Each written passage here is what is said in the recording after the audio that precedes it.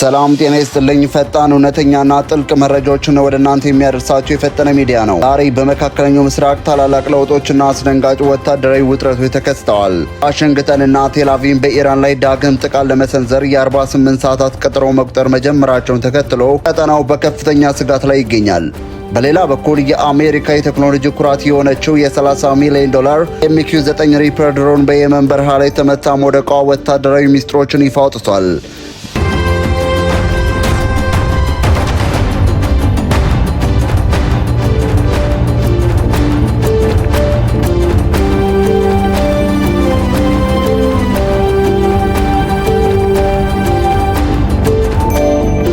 አሜሪካና እስራኤል በኢራን ላይ ዳግም ጥቃት ሊሰነዝሩ ነው። የዶሃ የድህረ ምረቃ ጥናት ተቋም የሚዲያ ጥናት ፕሮፌሰር የሆኑት ሙሐመድ ኤልማሲር ለአልጄዚራ በሰጡት ትንታኔ መሰረት ዩናይትድ ስቴትስ በሚቀጥሉት 24 ወይም 48 ሰዓታት ውስጥ በኢራን ላይ ወታደራዊ ጥቃቷን በድጋሜ የመቀጠል ሰፊ እድል አላት። ይህ ሊሆን የቻለበት ዋናው ምክንያት የፕሬዝዳንት ዶናልድ ትራምፕ የውስጥ ጥብቅ ውሳኔና በአስተዳደራቸው ዙሪያ ያሉ የክንፈ ቀኝ ፖለቲከኞች ተጽዕኖ ነው። በተለይም የእስራኤሉ ጠቅላይ ሚኒስትር ቤንያሚን ኔታንያሁና የአሜሪካ የደህንነት ባለስልጣናት በትራምፕ ላይ እያደረጉት ያለው ግፊት ዋሽንግተንን ወደ ሌላ የጦርነት አዙሪት እየገፋት እንደሆነ ይነገራል። ትራምፕ ከኢራን መሪዎች የሚፈልጉትን አይነት ጠንካራ የዲፕሎማሲያዊ እጅ መስጠት ወይም የድርድር ስምምነት አላገኙም። ፕሮፌሰር ኤልማሲር እንዳሉት ትራምፕ ድርድሩ በተለየ መልኩ ይሄዳል ብለው ጠብቀው የነበረ ቢሆንም በተለይም በቅርቡ ከቻይናው ፕሬዝዳንት ዢጂንፒንግ ጋር ካደረጉት ስብሰባ በኋላ የነበራቸው ከፍተኛ ተስፋ ሳይሳካ ቀርቷል። ቤጂንግ ከቴሄራን የምታሳየው የኢኮኖሚና የፖለቲካ ድጋፍ የአሜሪካን ማዕቀብና ጫና ውጤታማነት ቀንሶታል። ከፖለቲካዊና ከኢኮኖሚያዊ እይታ አንጻር አሜሪካ አሁን ባላት የምጣኔ ሀብት ሁኔታ ጦርነቱን በዚህ ጊዜ ማብቃቱንና ዲፕሎማሲ መቋጫ መስጠቱ ብልህነት ነበር። ነገር ግን ጉዳዩ አሁን ከሀገር ጥቅም ይልቅ ወደ መሪዎች የፖለቲካ ስም ማዕረግ ተቀይሯል። ፕሬዚዳንት ትራምፕ በአሁኑ ሰዓት ለራሳቸው ሕዝብና ለዓለም ማህበረሰብ ሊያቀርቡት የሚችሉት አሳማኝ የድል መግለጫ የላቸውም። ኢራን የኒውክሌር ፕሮግራሟን ወይም የክልላዊ ተጽዕኖዋን ሙሉ በሙሉ ሳታቆም ጦርነቱ ቆመ ማለት በትራምፕ አስተዳደር ላይ እንደ ትልቅ ውድቀት ሊቆጠር ይችላል። በመሆኑም ይህንን የፖለቲካ ኪሳራ ለማካካስና ጠንካራ መሪያቸውን ለማሳየት ሲሉ ዳግም ወደ ወታደራዊ ጥቃት የመመለስ ዕድላቸው ሰፊ ነው። በሌላ በኩል ጉዳዩ በቀጥታ የሚመለከታት እስራኤል ለጦርነቱ ዝግጅቷን ማጠናቀቋ ተሰምቷል። የእስራኤሉ ብሔራዊ ቴሌቪዥን ስማቸው ያልተጠቀሰ የእስራኤል ከፍተኛ የደህንነት ባለስልጣናትን ዋቢ አድርጎ እንደዘገበው አሜሪካ በኢራን ላይ አዲስ ጥቃት ከጀመረች የእስራኤል መከላከያ ሰራዊት በዘመቻው ላይ በቀጥታ ይሳተፋል። የዚህ ጥቃት ዋነኛ ኢላማ ምን ሊሆን እንደሚችልም ተጠቁሟል። እንደ ዘጋቢው ከሆነ እስራኤል የኢራንን የኃይል ማመንጫ መሰረት ልማቶችን እንዲሁም የስትራቴጂክ የኃይል አቅርቦት ማዕከላትን ኢላማ ለማድረግ አቅዳለች። ይህ ደግሞ የኢራንን ኢኮኖሚ ሙሉ በሙሉ ሽባ ለማድረግ ያለመ ስልት ነው። ይህ አዲስ ወታደራዊ ውጥረት በከፍተኛ ሁኔታ ያገረሸው ባለፈው ሁለት ፕሬዚዳንት ትራምፕ እና ጠቅላይ ሚኒስትር ቤንያሚን ኔታንያሁ በስልክ ከተወያዩ በኋላ መሆኑ ለጉዳዩ ትልቅ ማረጋገጫ ይሰጣል። በትክክልም ከዚህ ውይይት በኋላ ትራምፕ ኢራን ከስምምነት ለመድረስ ያላት ጊዜ ወደ ማብቂያው እየተቃረበ ነው የሚል ጠንካራ ማስጠንቀቂያ ሰጥተዋል።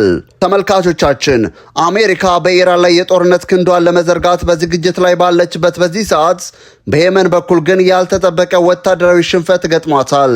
የአሜሪካ የሰማይ ላይ አይንና ገዳይ መሳሪያ በመባል የምትታወቀው ድሮን በማሪብ ሰማይ ላይ ተመታ መውደቋ ተሰምቷል። የሁቲዎች ሚሳኤልና የአሜሪካ MQ-9 ሪፐር ድሮን መውደቅ በየመን ምስራቃዊ ክፍል በምትገኘውና በነዳጅ ሀብቷ ከምትታወቀው ማሪብ ጠቅላይ ግዛት ላይ ከፍተኛ ፍንዳታ ተሰምቷል። የሀገር ውስጥ የዜና ምንጮችና የዓይን እማኞች እንደዘገቡ ከሆነ ከተማዋ በስተ ምዕራብ ከሚገኘው የሳርዋ አካባቢ የሁቲ ታጣቂዎች የአየር መከላከያ ሚሳኤል ወደ ሰማይ ተኩሰዋል። ይህንኑ ተከትለው በማሪብ ከተማ ሰማይ ላይ ሁለት ተከታታይ ከፍተኛ ፍንዳታዎች የዩናይትድ ስቴትስ ሰራሽ የሆነችው ዘመናዊ ድሮን ተመታ ወደ መሬት ተከስክሳለች። የድሮኗ ፍርስራሾችና ተያይዘው የወደቁት ሚሳኤሎች በዋዲ ወረዳ ምስራቃዊ በረሃማ ቀጠና ውስጥ ተበታትኖ ተገኝተዋል። ለመሆኑ የተመታቸው ድሮን ምን አይነት የጦር መሳሪያ ናት? እውነታውን ስናጠናክር የተመታቸው አውሮፕላን MQ-9 ሪፐር የተባለችው የአሜሪካ አየር ኃይል ቁልፍ ንብረት ናት። MQ-9 ሪፐር ተራ የክትትል ድሮን አይደለችም። በከፍተኛ ከፍታ ላይ ለረጅም ሰዓታት መብረር የምትችል እጅግ ዘመናዊ የስለላ ካሜራዎችን የታጠቀችና የራሷን ጥቃት በራሷ መፈጸም የምትችል ገዳይ ድሮን ናት። ዋሽንግተን ይህንን ድሮን በየመን ለረጅም ዓመታት ስትጠቀምበት የቆየችው ያልቃ የአልቃይዳንና የሌሎች ታጣቂዎችን እንቅስቃሴ ለመሰለልና የጸረ ሽብር የቪዲዮ ጥቃቶችን ለመፈጸም ነበር። የአንድ MQ-9 ሪፐር ድሮን ዋጋ ብቻ ወደ 30 ሚሊዮን የአሜሪካ ዶላር ይጠጋል። በማህበራዊ ሚዲያ ላይ ከተሰራጩት የምስል መረጃዎች መረዳት የተቻለው ድሮኗ ከመውደቋ በፊት ታጥቃቸው የነበሩት የተሻሻሉ የሄልፈር ከአየር ወደ መሬት ሚሳኤሎች ሳይፈነዱ ፍርስራሹ አጠገብ ወድቀው ተገኝተዋል። እነዚህ ሚሳኤሎች አሜሪካ ስትራቴጂካዊ የሆኑ የጠላት ኢላማዎችንና መሪዎችን በከፍተኛ ጥንቃቄ ለመብታት የምትጠቀምባቸው ናቸው። ይህ ክስተት በወታደራዊ ተንታኞች ዘንድ ትልቅ ጥያቄ አስነስቷል። የየመን ሁቲዎች ይህንን በከፍተኛ ከፍታ ላይ የሚበር የአሜሪካ ስትራቴጂካዊ ድሮን እንዴት ሊመቱ ቻሉ?